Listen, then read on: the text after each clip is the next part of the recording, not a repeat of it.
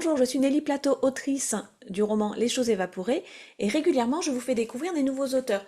Donc là, aujourd'hui, je vous fais découvrir Sa vie en mieux d'Hélène Caratini. C'est déjà son troisième livre, je vous en parle un peu plus. Sa vie en mieux d'Hélène Caratini. Alors déjà, j'ai été très touchée par ce livre. Le sujet est universel, ça parle des relations d'une mère avec ses enfants, et là notamment c'est avec ses trois filles. Et l'autrice a choisi d'écrire son roman sous forme de biographie romancée et c'est ce qui est touchant. Le livre se retrouve entre mea culpa et catharsis. J'ai vraiment aimé cette idée-là. Alors je vous raconte un petit peu l'histoire. Ce livre nous raconte la vie de Constance, native d'Algérie et mère de famille déracinée en perpétuelle recherche de soleil.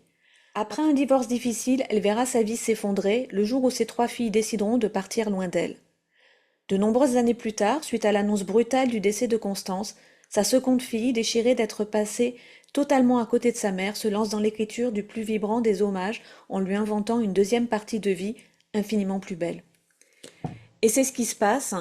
Et malgré ce qui est raconté, que c'est une biographie romancée, on ne s'attend pas du tout à cette fin-là.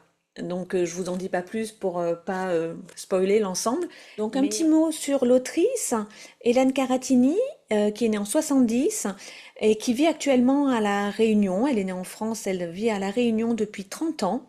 Et elle a mis de côté sa carrière professionnelle de conseillère en insertion professionnelle auprès de jeunes adultes et se lance dans l'écriture. Et elle est déjà l'autrice des mots nourriciers prémices d'une rencontre et également un autre livre qui s'appelle Exilé en 2023.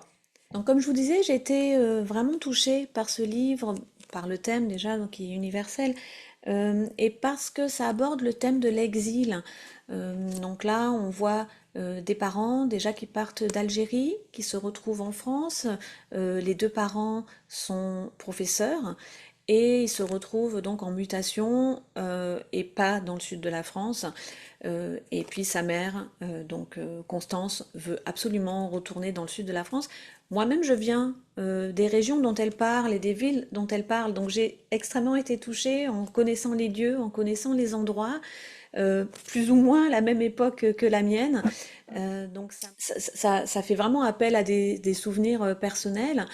Et puis le fait que c'est l'histoire d'une femme également qui veut faire sa vie, qui veut aussi faire ses choix. Bah, au départ, elle suit les mutations qu'on lui impose et elle décide de retourner dans le sud, près du soleil. Et c'est en faisant ça que finalement son mariage et sa famille volent en éclats. En plus, on aborde également le sujet de la dépression. Des années plus tard, Hélène, qui est elle-même mère, se rend compte de beaucoup de choses et écrit ce livre en hommage à sa propre mère.